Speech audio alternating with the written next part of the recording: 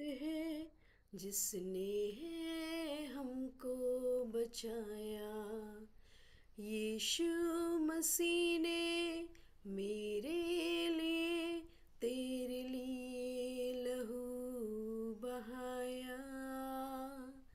उस क्रूस की क्या बात है जिसने है हमको बचाया।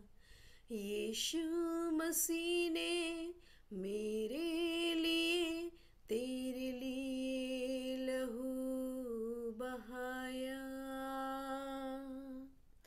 जब मैं गुनाहों में डूबा हुआ था, उस क्रूस पर मेरा नाम लिखा था। जब मैं गुनाहों में डूबा हुआ था, उस क्रूस पर मेरा नाम लिखा था। उस क्रूस पर मेरा नाम लिखा था। यीशु ने अपना खून बहाकर उस नाम को है मिटाया। यीशु मसीह ने मेरे लिए तेरे लिए लहू बहाया। उस क्रूस की क्या बात है जिसने है हमको बचाया। यीशु मसीह ने मेरे लिए तेरे लिए लहू बहाया।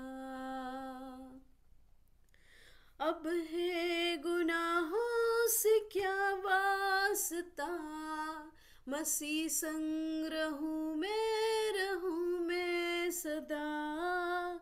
अब है गुनाहों से क्या वास्ता, मसीह संग रहूं मैं सदा। मसीह संग रहूं मैं सदा। पिता के ही चरणों में गाता रहूं अब ये गीत दोबारा। यीशु मसीह ने मेरे लिए तेरे लिए लहू बहाया। उस क्रूस की क्या बात है जिसने है हमको बचाया। यीशु मसीह ने मेरे लिए तेरे लिए लहू बहाया।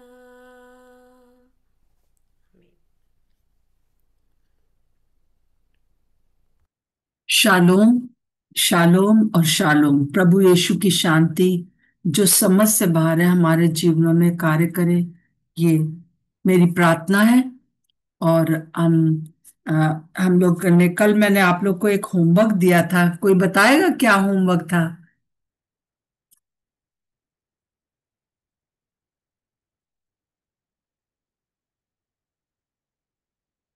सबकी नींद खुली हुई है?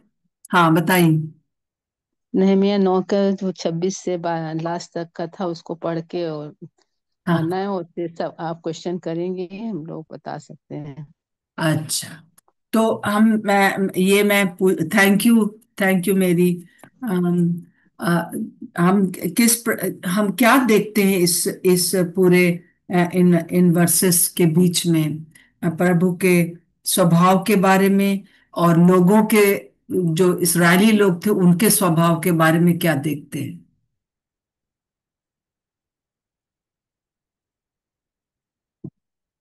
अ, आंटी, इजरायली लोग कुड़कुड़ाए और उन्होंने परमेश्वर के विरोध किया मानो एक तरह से, जी। और विश्वास नहीं किया परमेश्वर पर।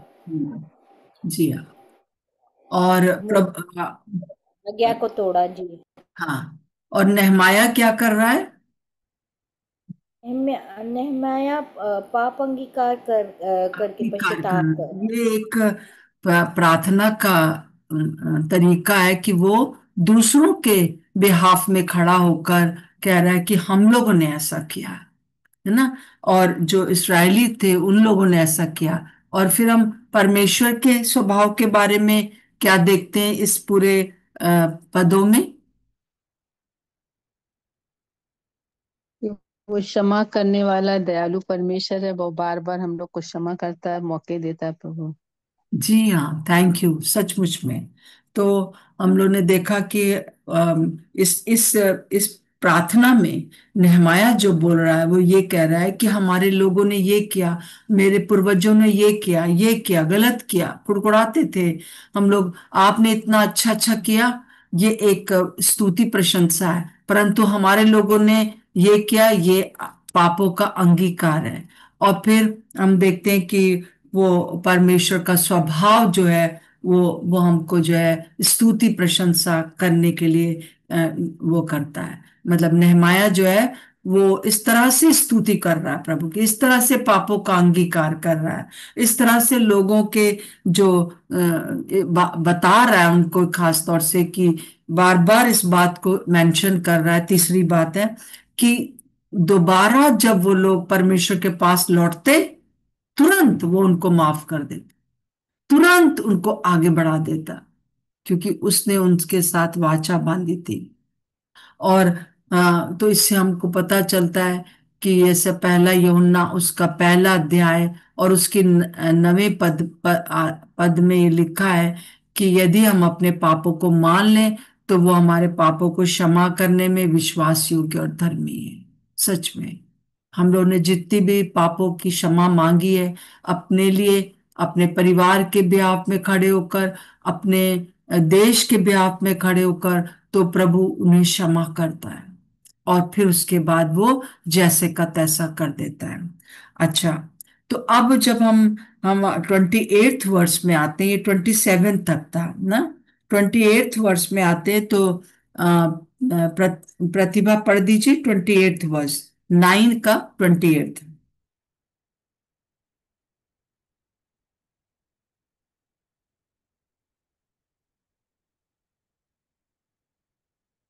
हाँ, यहाँ पर ऐसा लिखा है, इस सब के कारण हम सच्चाई के साथ वाचा बांधते और लिख भी लेते हैं, और हमारे हाकिम, लेविये और याजक उस पर छाप लगाते हैं। तो उन लोगों ने क्या किया कि ना केवल उन्होंने परमेश्वर के लोगों ने ना केवल व्यवस्था की बातों को सुनकर बहुत देर तक सुनते रहे, खड़े होकर सुनते रहे, दंडवत करते रहे, पश्चाताप किया, उपवास और विलाप किया, परंतु क्षमा मांगकर परमेश्वर के वचन के अनुसार चलने की वाचा बांधी, एक प्रतिज्ञा किया कि अब हम जो है सचमुच में आपका कहना मानेंगे, जो आप कहेंगे वो हम करेंगे।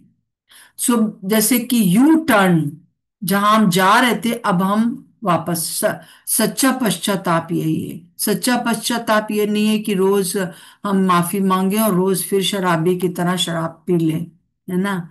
वो एक बंधन में है और बंधन टूट सकते हैं, परंतु उस शराबी को भी यू टर्न करना पड़ेगा, है ना।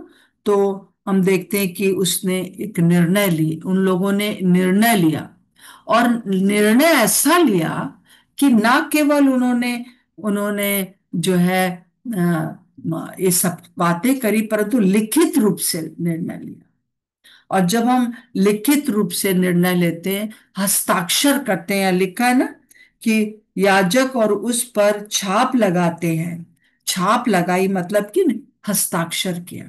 हम इस बातों के लिए लिखित रूप से करते हैं। जैसे विवाह के समय देखते हैं, विवाह के समय क्या होता है, विवाह के समय जब पति पत्नी एक साथ आते हैं तो वो पूरा विवाह होता है और लिखित रूप में आखिरी में साइन करते हैं ना। चाहे चाहे किसी भी अब जो है जैसे कि हमारे भारत में जरूरी हो गया है कि हम शादी को रजिस्टर करें, मतलब कोर्ट में जाकर, तो दोनों जन जो है वो साइन करते हैं कि हाँ हम ये एग्री करते हैं, है ना।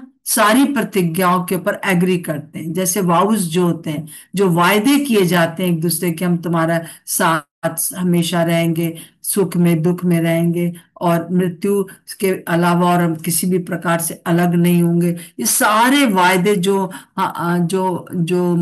दो पति पत्नी करते हैं, पास्टर के सामने या जज वकील के सामने, उस पर हस्ताक्षर किए जाते हैं। तो ये एक पक्की बात थी, ये एक कोई कहानी नहीं है। वो उसका एक उदाहरण ये भी है कि 1 से लेकर, और अगर आप 27 पद तक पढ़े तो वहां पर नाम लिखे हुए, अगर आप बाइबल खोले हुए हैं तो आप देख सकते हैं कि कितने ढेर सारे नाम लिखे हैं यहाँ पर, जिन्होंने हस्ताक्षर किए। हालेलुया, है ना। और उसके ऊपर भी कई लोगों ने, हम देखते हैं कि हस्ताक्षर किए, और हस्ताक्षर करके उन्होंने क्या किया कि उन्होंने इस बात को पूरी तरह से जो है उस माना इस बात को कि हम जो है वास्तव में इस कार्य को करेंगे। आइए हमारा ऐसा निर्णय हो कि हम लिखित रूप में प्रतिज्ञा करें, हस्ताक्षर करें। ऐसा मतलब उसके ऊपर, फिर उसके ऊपर जो छाप भी लगती है उसके ऊपर। अगर आपने शादी का सर्टिफिकेट देखा है, तो जो पास्टर शादी दे रहे हैं, क्योंकि मेरे हस्बैंड शादी देते हैं, तो मैंने देखा है कि वो अपनी सील ले जाते हैं, है ना, और फिर उसके बाद अपने कलीसिया की सील की छाप लगाते हैं जहां हस्ताक्षर होते हैं, फिर अपना हस्ताक्षर करते हैं, है ना। तो इस प्रकार से परमेश्वर और मनुष्यों के बीच, यहूदियों के बीच में, इसराइलियों के बीच में एक एक पक्की बात हुई। आइए हम इस पक्की बात को कर लें कि हम जो है वो हम इस प्रकार से जो है हम कहना मानेंगे। हम जो जो नेहमाया ने कहा है, जो व्यवस्था की किताब में लिखा है, जो एजरा ने बता रहा है, वो हम करेंगे। और हम फिर उसके बाद देखते हैं, कोई भी यहाँ पर पढ़ दीजिए 10 का 28 से और 29 पढ़ दीजिए। जी हाँ। शेष लोग अर्थात याजक, लेवीय, द्वारपाल, गवैये और मंदिर के सेवक और जितने परमेश्वर की व्यवस्था मानने के लिए देश देश के लोगों से अलग हुए थे, उन सबों ने अपनी स्त्रियों और उन बेटे बेटियों समेत जो समझने वाले थे, अपने भाई रईसों से मिलकर शपथ खाई कि हम परमेश्वर की उस व्यवस्था पर चलेंगे जो उसके दास मूसा के द्वारा दी गई है, और अपने प्रभु यहोवा की सब आज्ञाएं, नियम और विधियां मानने में चौकसी करेंगे। जी हाँ। तो वो लोग पहली बात, जैसे कल हम लोगों ने देखा था कि वो लोग अलग हुए थे और उन्होंने पापों का अंगीकार किया था, क्षमा मांगी थी, परमेश्वर की खोज करी थी, वचन को पढ़ा था, संपूर्ण समर्पण किया था, और हृदय की गहराई से परमेश्वर को पुकारा था, और उसकी आराधना, स्तुति, प्रशंसा किया था। और ये पूरे शहर में हो रहा था, पूरा पूरा इज़राइल शहर, मतलब पूरा देश। उस समय छोटा सा देश है, परंतु सबने इस बात को किया, और जो लोग अलग हुए थे, बेटे बेटियां, सब मिलकर इस बात में आए थे। प्रभु का धन्यवाद हो। और क्या क्या बातें उन्होंने की थी, बहुत जल्दी से हम देख लेंगे, उसके अनुसार हम लोग प्रार्थना करेंगे। तो पहला जो है 30वां पद पढ़ दीजिए। 30वां कौन कौन सी बातों के ऊपर उन्होंने कहा कि हम ये करेंगे, हस्ताक्षर किए। हम न तो अपनी बेटियां इस देश के लोगों को ब्याह देंगे और न अपने बेटों के लिए उनकी बेटियां ब्याह लेंगे। बहुत बड़ी बात। किनसे लोग अलग हुए थे? अजरा ने किनसे इनको अलग कर दिया था? नेहमाया ने, जो कि अन्य जातियों से विवाह करके आए थे। उनको कहा था कि सब अलग हो जाए, और सब अन्य जातियों से जब अलग हो गया तो ये कहा कि अब जो है हम लोग ना तो अपनी बेटियां अविश्वासियों में देंगे और ना बेटों से शादी करेंगे। तो हम इस बात का निर्णय कर लें, हम जो यहाँ विश्वासी हैं इस बात का निर्णय कर लें कि हम अगर अपने घर में बहू लाएंगे या दामाद लाएंगे तो हम ऐसा लाएंगे जो कि विश्वासी हो। अगर शादी हो तो हो, ना हो तो ना हो, परंतु एक सच्चे विश्वासी के साथ हम प्रार्थना करेंगे, शादी करेंगे। बहुत बड़ा वो है आज का। पिछले साल, पिछले कई सालों से हमारे हमारे कलीसियाओं ने इस बात पर ध्यान नहीं दिया, ना ना जो है पास्टर्स ने इस बात के ऊपर कभी सरमन दिया कि भाई तुम लोगों को जो जितने भी यहाँ पे शादियां जो है विश्वासियों से करनी है। संडे स्कूल में भी छोटे बच्चों को भी आपको सिखाना है कि हमारा जो हम लोग अलग किए हुए लोग हैं, हमारा विवाह अगर होगा, हमारा जो सहभागिता होगी वो सिर्फ विश्वासियों के साथ होना चाहिए। हम नफरत नहीं करना, हमें ऐसा नहीं कि किसी से दोस्ती ना करें, परंतु हम जो है ऐसे लोगों के साथ उठे बैठे या ऐसे लोगों से विवाह करें। सो इस बात का हम लोग निर्णय कर लें। और फिर उसके बाद 31 आयत पढ़ दीजिए।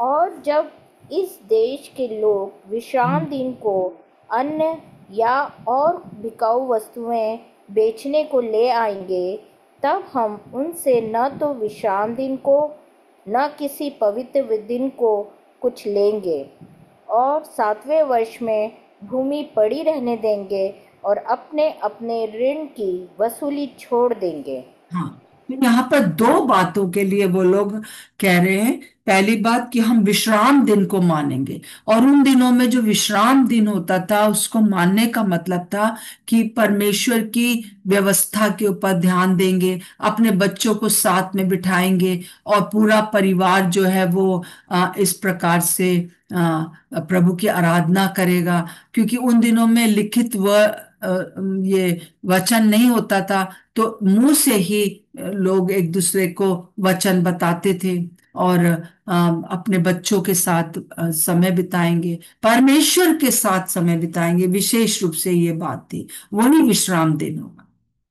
परंतु उन दिनों में वो लोग क्या करने लगे थे? बिजनेस करने लगे थे। तो उन्होंने कहा ना तो हम कोई लेन देन करेंगे, ना हम जो है इस पवित्र दिन में कुछ उनसे खरीदेंगे नहीं। पूरा फाटक बंद होने लगे थे। बाद में हम देखेंगे नहमाया ने कि विश्राम दिन के दिन पूरी तरह से प्रभु के साथ समय बिताएंगे। आपका कौन सा दिन है? आप कौन से दिन, जैसे आजकल हम लोग संडे है हमारा, हम लोग चर्च जाते हैं, अभी तक हमारे देश में इस बात की छूट है। परंतु जो भी दिन मुकर्रर किया जाए, जिस दिन छुट्टी हो उस दिन हमारे पूरे परिवार को हम अपना परिवार को भी मिलना है ज्यादा समय के लिए। और फिर उसके बाद वो लोग कल जहां जहां पर भी हैकल होती थी परमेश्वर की, वहां जाते थे। तो हमको भी यही करना है। क्यों? क्योंकि इसी से जो है हम आगे बढ़ते हैं, इसी से हम अपने बच्चों को, अपने लोगों को प्रोटेक्ट कर सकते हैं। परंतु अगर हमने अपना समय प्रभु के साथ नहीं बिताया, पूरे दिन में भी मैं सोचती हूँ एक समय होना चाहिए विश्राम का समय, जिस समय हम प्रभु के साथ बैठ सके। प्रभु का धन्यवाद हो, ये उन्होंने निर्णय लिया। और फिर तीसरा निर्णय क्या लिया कि हम 7वें वर्ष में भूमि पड़ी रहने देंगे। मतलब हर 7वें वर्ष में एक वर्ष होगा जिसमें कि कुछ भी वो नहीं करते थे। उस समय अपने आप जो बोया जाता था छठे वर्ष में, वो इतना होता था कि 7वें वर्ष में कुछ काम नहीं करना पड़ता था। परंतु जब लोग 7वें वर्ष में भी जोते थे, बोते थे, तो क्या होता था कि नेक्स्ट ईयर छठे वर्ष में भी कुछ नहीं होता था यादा।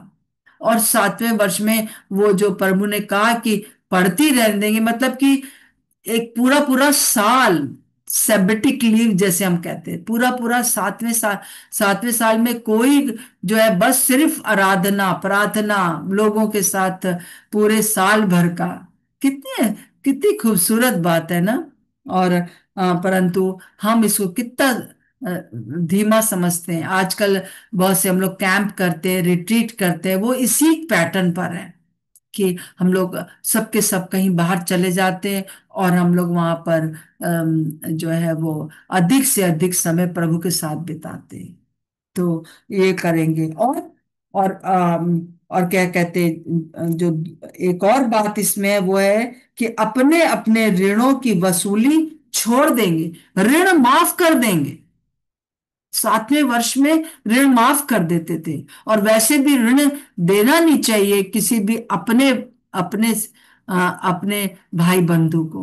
ऋण देने के लिए हम जब देखते हैं नए नियम में तो आया है कि वो ऋण देना नहीं चाहिए हमको, कि हम किसी से किसी को 100 रुपया उधार लें और फिर उसके बाद उससे 125 रुपया वापस लें। उसी उसी का 25 रुपया यादा करके, जो 25 रुपया वो हम नहीं लेंगे। उधार दिया है तो ठीक है, कोई हमको दे देता है तो ठीक है। और कई बार जब मैं किसी को भी कोई मुझसे उधार लेता है तो मैं ये सोच के देती हूँ, अगर देगा वापस तो ठीक है, दूसरों के काम आ जाएगा। परंतु अगर वो नहीं भी देता है तो छोड़ देंगे। तो ये एक नियम उन लोगों ने बना रखे थे। फिर हम देखते हैं चौथा नियम जो था वो ये था, 32 का से पढ़ दीजिए, 32 का 33 पढ़ दीजिए। फिर हम लोगों ने ऐसा नियम बांध लिया जिससे हमको अपने परमेश्वर के भवन की उपासना के लिए प्रतिवर्ष 1/3 शेकेल देना पड़ेगा, अर्थात भेंट की रोटी और नित्य अन्न बलि और नित्य होम बलि के लिए और विश्राम दिनों और नए चांद और नियत पर्वों के बलिदानों और अन्य पवित्र भेंटों और इस्राएल के प्रायश्चित के निमित्त पाप बलियों के लिए, अर्थात अपने परमेश्वर के भवन के सारे काम के लिए। जी हाँ।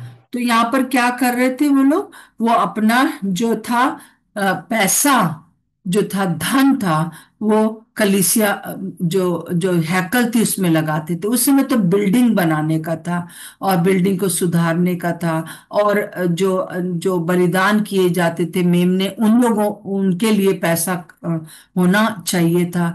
तो उन लोगों को वो लोग अपना अधिक से अधिक वहां पर देते थे। तो ये एक उन्होंने कहा कि क्योंकि वहां पर कोई पैसा नहीं ला रहा था, इसलिए कोई बलिदान नहीं हो पा रहे थे, इसलिए कोई याजक और कोई भी जो जो प्रीस्ट थे वहां पर नहीं रह पा रहे थे, क्योंकि उनके लिए कुछ भी भोजन वस्तु नहीं थी। इसलिए वो लोग अपना अपना खेती बाड़ी करने के लिए, काम करने के लिए चले गए थे। परंतु उस दिन उन लोगों ने इस बात को लिखित रूप में दिया कि हम अपना धन में से इतना भाग जो है वो हैकल के लिए देंगे। आज भी वही है। जरूरी नहीं कि सिर्फ हम 10वां अंश देते रहें, परंतु बहुत सी चीजों के लिए प्रभु हमसे चाहता है, जहां पर कि परमेश्वर कि इवेंजलिज्म हो रहा है, जहां पर कि प्रभु के सुसमाचार सुनाया जाता है, जहां पर कि ये जीवित पत्थर ला ला के जोड़े जा रहे हैं, वहां पर हमको पैसा देने का जरूरत है। बैंक में रखने के लिए नहीं। बैंक में भी रख सकते हैं, जब जरूरत हो चर्च को तो यूज कर सकते हैं, परंतु उस पैसे को जो है हमको भवन बनाने के लिए होना जरूरी है। होम बलि चढ़ाने के लिए, विश्राम दिनों के लिए वहां पर पैसा होना चाहिए। और फिर उसके बाद 5वीं बात क्या है, 34 में पढ़ दीजिए। फिर क्या याजक, क्या लेवी, क्या साधारण लोग, हम सबों ने इस बात के ठहराने के लिए चिट्ठियां डाली कि अपने पितरों के घरानों के अनुसार प्रतिवर्ष ठहराए हुए समयों पर लकड़ी की भेंट व्यवस्था में लिखी हुई बात के अनुसार हम अपने परमेश्वर यहोवा की वेदी पर जलाने के लिए अपने परमेश्वर के भवन में लाया करेंगे। हाँ, प्रतिदिन सुबह और शाम वहां पर जो था बलिदान किया जाता था। और लकड़ी के बिना कैसे आग जलेगी? क्योंकि लकड़ी के ऊपर ही जानवर को बलिदान, जानवर खरीदने के लिए भी पैसा चाहिए और लकड़ी के लिए भी। ये सब कुछ नहीं था। इसलिए वो लोग लिखित रूप में दे रहे हैं। आज भी हमको लिखित रूप में देना है कि जो अग्नि है, जो हम लकड़ियों को जलाएंगे, हम अपने अंदर परमेश्वर की उस आत्मा के द्वारा अपने बलिदानों को चढ़ाकर हम कलीसिया में जो है परमेश्वर की आराधना होगी। और जहां परमेश्वर की आराधना होगी, जहां पे लकड़ियां जो है वो होंगी और अपने आप को समर्पित करेंगी, वहीं पर जो है प्रभु का काम होगा। वो उसको सुगंध बहुत अच्छी लगेगी। सब कुछ पहले जो था पुराने नियम में शारीरिक तो होता था, अब नए नियम में जो है सब कुछ आत्मिक रूप से होता है, और उसमें शरीर के शारीरिक चीजें भी जरूरत होती है ना। तो पैसों की जरूरत उस समय भी थी, इस समय भी थी, चाहे लकड़ियां खरीदने के लिए, और समय को देना हम लोगों को, प्रभु के साथ जलते रहना, ये सब चीजों के लिए जो है हमको निर्णय लेना चाहिए। अब छठी बात जो है 35 से पढ़ दीजिए 37 तक। हम अपनी अपनी भूमि की पहली उपज और सब भांति के वृक्षों के पहले फल प्रतिवर्ष यहोवा के भवन में ले आएंगे और व्यवस्था में लिखी हुई बात के अनुसार अपने अपने पहलौठे बेटों और पशुओं अर्थात पहलौठे बछड़ों और मेमनों को अपने परमेश्वर के भवन में उन याजकों के पास लाया करेंगे जो हमारे परमेश्वर के भवन में सेवा टहल करते हैं। हम अपना पहला गूंदा हुआ आटा और उठाई हुई भेंटें और सब प्रकार के वृक्षों के फल और नया दाखमधु और टटका तेल अपने परमेश्वर के भवन की कोठरियों में याजकों के पास और अपनी अपनी भूमि की उपज का दशवांश लेवियों के पास लाया करेंगे, क्योंकि वे लेवीय हैं और जो हमारी खेती के सब नगरों से में दशमांश लेते हैं। जी हाँ। तो हम देखते हैं यहाँ पर कि वो लोग इस बात के लिए प्रॉमिस कर रहे हैं कि हम लोग जो होगा पहला फल, हम जो है मतलब पहला फल से मतलब ये है कि सबसे उत्तम, सबसे सबसे जो है जो मूल्यवान जो होता है, जैसे कि यहाँ पे लिखा बेटा, सबसे पहले बेटा, है ना। तो बेटा, सबसे पहला बेटा जो था वो परमेश्वर के लिए दिया जाता था। तो हम भी अपना पहलौठा, अपना जो है बेस्ट प्रभु को हम देंगे, चाहे वो समय के रूप में, चाहे वो पैसे के रूप में, चाहे वो किसी भी प्रकार से। उन दिनों में ये सब चीजें जो है वो दी जाती थी, और हम भी देंगे। जैसे हन्ना ने, जैसे ही सैम्बल बहुत सालों के बाद पहला बच्चा पैदा हुआ, उसने ये प्रॉमिस किया था कि मैं अपना पहलौठा जो है मैं परमेश्वर की सेवा के लिए दे दूंगी, और उसने उस काम को किया।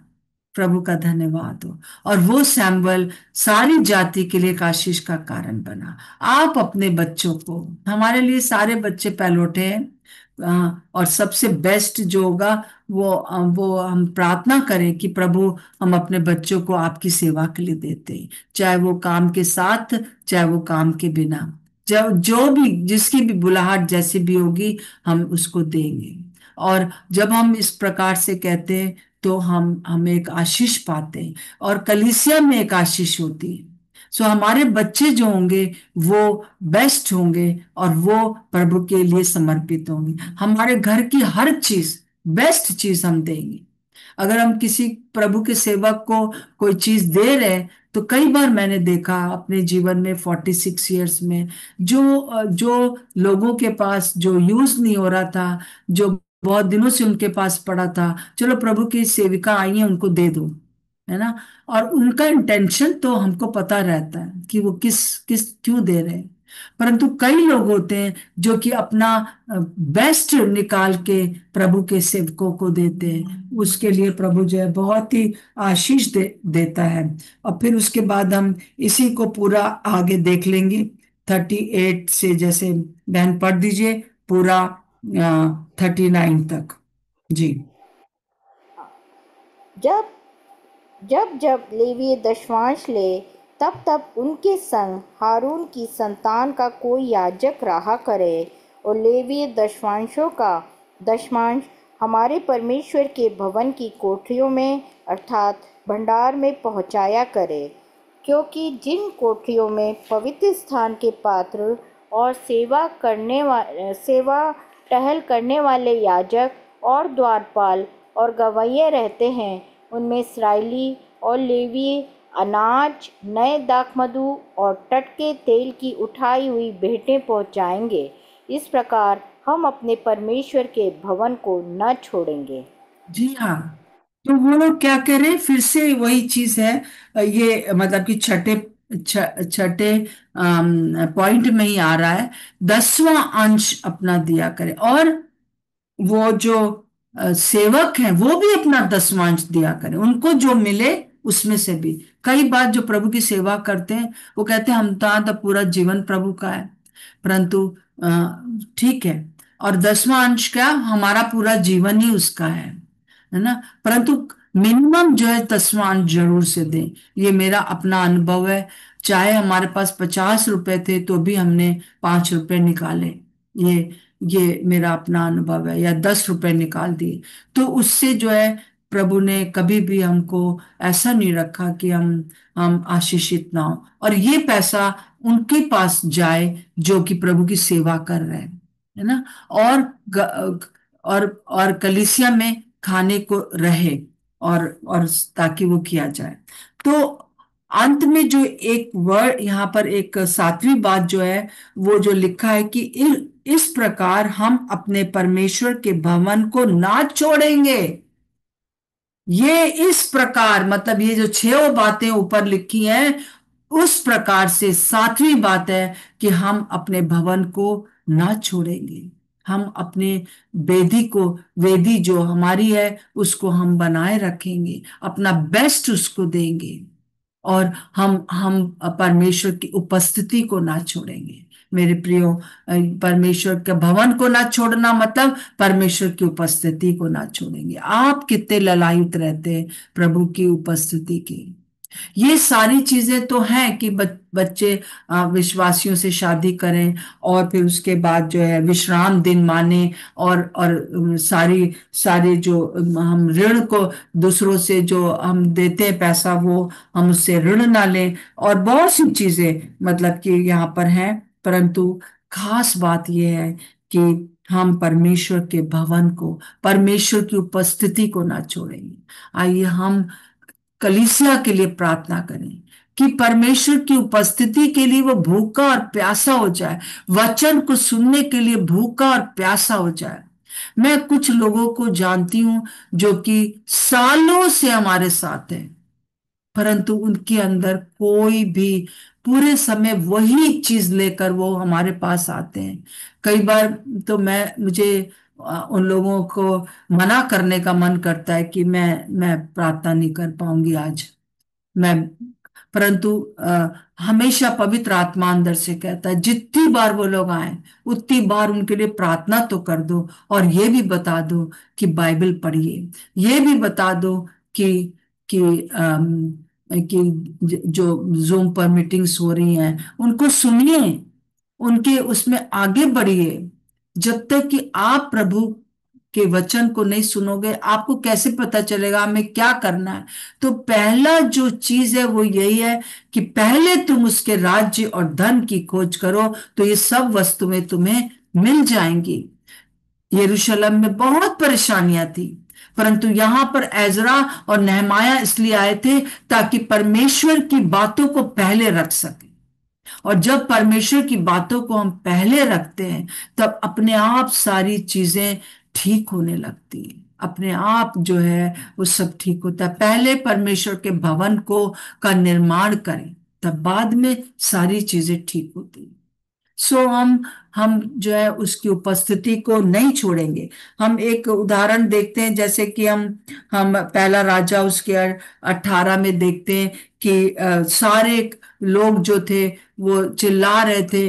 दे अपने, जैसे कि एलिया ने कहा था कि तुम लोग पहले पुकार लो, ताकि आग ऊपर से बरसे। बरसी नहीं, पूरा पूरा दिन बीत गया। परंतु हम 8:30 में देखते हैं कि एलिया ने जैसे उसकी बारी आई, बस उसने एक छोटी सी पहले क्या किया, उसने पूरी वेदी को सुधारा,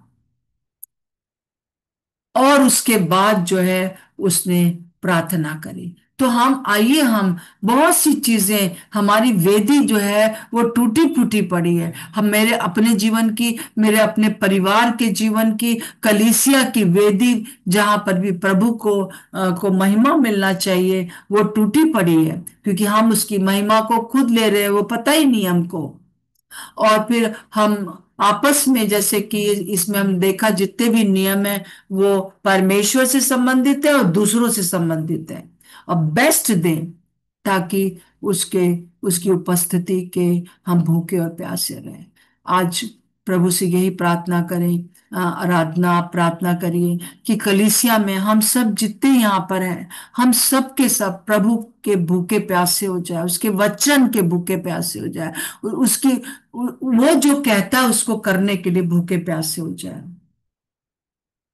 और जब उसकी उपस्थिति रहेगी, तब एलिया ने एक बार बस कहा और वो आग बरस गई। और प्रभु चाहता है बहुत से एलिया इस समय खड़े हो जाए कलीसियाओं में और हर जगह। आइए हम प्रार्थना करेंगे, और साथ साथ में प्रार्थना ये भी करिए, आराधना, कि जो आज 8 तारीख, 8, 9 और 10 को अर्पण शाम को एक एक जो है वो वीडियो डालेंगे, और उसमें नई वाचा के बारे में है। हम सब आपको जो लिंक दे रहे हैं, ठीक 7 बजे, तो आप उसको ज्वाइन कर सकते हैं। और शाम की मीटिंग जो है वो हम लोग, जो ट्यूसडे की है, वो 6 बजे से होती है, और वो होगी। और जो वीडियो डाला जाता है वो आप उस समय भी देख सकते हैं, 7 बजे, और फिर उसके बाद भी आप कभी भी देख सकते हैं उसको, बाद में भी देख सकते हैं, क्योंकि वो यूट्यूब पर रहेगा।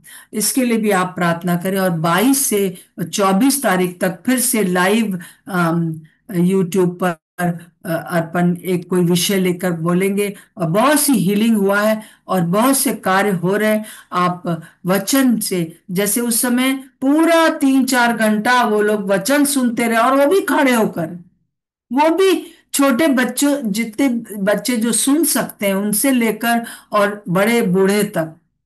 आइए हमारे अंदर वही भूख प्यास हो जाए, हम उसकी उपस्थिति के भूखे प्यासे हो जाएं। जय, सॉरी, आराधना। जी। प्रभु यीशु मसीह, हम आपको धन्यवाद देते हैं परमेश्वर। हम सब जितने लोग यहाँ पर हैं, हम अपने आप को पवित्र आत्मा आपके अधीन करते हैं। जो बातें, ये 6 बातें हमने सीखी परमेश्वर नहवाया के बातों से, वचन से, जीवन से, प्रभु यीशु मसीह प्रार्थना करते हैं प्रभु की पवित्र आत्मा आप हम में से हर एक की सहायता करें। हम अपने अपनी कलीसियाओं के लिए प्रार्थना करते हैं, हम अपने भारत देश की कलीसिया के लिए प्रार्थना करते हैं कि प्रभु ये सारी बातें, ये जो 6 बातें हैं प्रभु यीशु मसीह, ये कलीसिया के अंदर पाई जाएं प्रभु जी। और उसके साथ साथ प्रभु हम ये भी प्रार्थना करते हैं कि हमारे जीवनों में प्रभु आपकी उपस्थिति में रहने का जो परमेश्वर बात है प्रभु, वो भी हमारे जीवन से किसी भी प्रकार से जाने ना पाए। कोई कॉम्प्रोमाइज़ प्रभु यीशु मसीह हमारे जीवन से होने ना पाए। यदि कोई कॉम्प्रोमाइज़ हमारे जीवन में है परमेश्वर, आप जानते हैं प्रभु। प्रभु हम प्रार्थना करते हैं परमेश्वर की जो यहोवा है वो मनों को जांचता है, वो हमारे जीवन को जानता है। प्रभु आप हमारी सहायता करें प्रभु कि हम अपने जीवन में इन बातों को भी और आपकी उपस्थिति में रहने का परमेश्वर जो प्रभु हमने निर्णय लिए हैं परमेश्वर, वो हर दिन हर प्रकार से परमेश्वर हम उसमें रहें। जिस तरह प्रभु एलिया ने प्रभु आपसे प्रार्थना किया, जब पहले वो आपकी उपस्थिति में रहा करता रहा प्रभु हर समय। प्रभु हम प्रार्थना करते हैं कि हम बड़े, चाहे हमको कोई देखे ना देखे परमेश्वर, पर हमारा जो आपके साथ संबंध है वो प्रतिदिन परमेश्वर फेथफुली बहुत और ज़्यादा गाढ़ा हो सके परमेश्वर पिता। हम ये प्रार्थना करते हैं प्रभु। हम प्रार्थना करते हैं कि हमारे कलीसियाओं के अंदर, हमारे जीवनों में, हमारे परिवारों के अंदर प्रभु यीशु मसीह किसी भी प्रकार से प्रभु कोई भी रेबिलियसनेस होने ना पाए, कोई भी परमेश्वर ऐसी चीज़ें ना हो जैसे यहाँ पे लिखा है परमेश्वर कि उन्होंने अपने अपने शपथ लिया कि अपने बच्चों का विवाह किसी अन्य जाति में नहीं करेंगे। उन्होंने कहा कि हम परमेश्वर के भवन में खाने की वस्तुएं लाएंगे, हम देंगे। प्रभु उन्होंने कहा हम विश्राम दिन पालेंगे, हम ऋण नहीं लेंगे, ना हम ब्याज लेंगे। प्रभु ये सारी बातें जो कलीसिया को अलग बनाती हैं, हम प्रार्थना करते कि हमारे चर्चेस के अंदर पाई जाए, पास्टर लोग जो है वो शिक्षा दे सकें परमेश्वर, और प्रभु जिससे कि आपका भवन जो है वो प्रभु और ज़्यादा अच्छे से बिल्ड हो सके जैसे आपकी इच्छा है परमेश्वर। प्रभु हम पुकार लेते हैं, हम अपने अपने जीवनों के लिए भी, अपने परिवार के लोगों के लिए भी यही प्रार्थना करते हैं कि हम लोग इसमें बढ़ते चले जाएं। प्रभु हम प्रार्थना करते इस समय जो अर्पण भैया की 3 दिन की मीटिंग है, प्रभु यीशु मसीह नई वाचा के बारे में सिखा रहे हैं। प्रभु हम प्रार्थना करते कि जो लोग देखते हैं और प्रभु जहाँ जो लोग वीडियो शेयर करते हैं, और प्रभु हम प्रार्थना करते कि वचन जब सुनाया जाता है प्रभु, जैसे हमने देखा कि नेहमाया के समय में, इज़रा के समय में लोग घंटों घंटों खड़े होकर वचन सुनते थे, पश्चाताप करते थे प्रभु जी, और प्रभु जी आप उनके पापों को क्षमा करते थे। आज वचन सुनने के लिए प्रभु जो जो एक लालसा है वो लोगों के अंदर जागरूक हो जाए, हमारे अंदर प्रभु हम प्रार्थना करते परमेश्वर कि वचन का जो सुना जाना है प्रभु, वो एक ऐसा आत्मा आप प्रभु हर एक विश्वासी के अंदर दें। प्रभु हम प्रार्थना करते हैं कि जो प्रभु आने वाले समय में प्रभु जो यूट्यूब पे वो फिर से लाइव होगा प्रभु, हम प्रार्थना करते परमेश्वर इन सारी सभाओं के लिए। आप भैया को एक अपने अभिषेक में चला रहे, इसके लिए हम आपको धन्यवाद देते हैं। उन सारी चंगाइयों के लिए, उन सारी गवाहियों के लिए, सारे डिलीवरेंस के लिए प्रभु हम आपको धन्यवाद देते हैं। और हम विश्वास करते हैं, प्रार्थना करते हैं कि ये काम जो है शुरू हुआ है वो बढ़ता चला जाएगा प्रभु यीशु के नाम से। प्रभु हम धन्यवाद देते हैं, हम प्रार्थना करते हैं प्रभु कि ये सारे जो मीटिंग्स हैं, लोग जब ज्वाइन करते हैं प्रभु, आज की जो मीटिंग ज्वाइन करेंगे प्रभु, हम प्रार्थना करते हैं कि वचन जो है वो हमारे जीवनों को और ज़्यादा बिल्ड कर सके आपकी किंगडम के लिए, क्योंकि आपका आना बहुत निकट है प्रभु। और प्रभु हम प्रार्थना करते हैं कि आप हर एक की होली स्पिरिट आप सहायता करें। धन्यवाद देते हैं प्रभु। फिर से हम यही प्रार्थना करते हैं कि जो लोग वीडियोस को शेयर करते हो, जो सुनते हैं प्रभु, लोग सुने। हम प्रार्थना करते हैं प्रभु कि बस स्क्रॉल करके आगे ना बढ़ जाएं, पर लोग सुने, क्योंकि सच में प्रभु जो वचन की गहरी शिक्षा है लोगों के जीवन में उतर सके, ये आपकी इच्छा है परमेश्वर।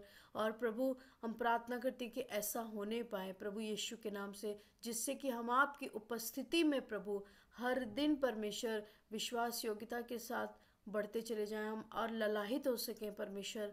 आपको धन्यवाद देते हैं प्रभु पवित्र आत्मा सारी बातों के लिए। हम पूरे दिन अपने आप को आपके अधीन करते हैं। सारा आदर और महिमा सिर्फ और सिर्फ प्रभु यीशु मसीह हम आपको देते हैं। प्रभु यीशु के नाम से मांगते हैं, आमीन। आमीन आमीन। प्रभु का धन्यवाद हो इस समय के लिए। मैं विश्वास करती हूँ कि कल आप लोग 11 अध्याय जरूर से पढ़ेंगे। 11 अध्याय आप पढ़ के आइए और आपको खुद भी प्रभु बहुत सी बातों को रिवील करेगा। प्रभु आप सबके साथ है। प्रभु का धन्यवाद। हम लोग फिर से शाम को मिलते हैं। ओके सबको जय जय मसीह मसीह की, जय मसीह की दीदी। जय जय मसीह मसीह की की दीदी, जय मसीह की जय दीदी। मसीह दीदी, मसीह की सब बहनों को जय मसीह। दीदी। मसीह प्रभु आप सभी लोग को, को सब बहुत बहन आशीष। जय को मसीह की सभी को। जय मसीह। जय मसीह की, जय मसीह की। सो जय शालोम मसीह की सभी को। शालोम और शालोम।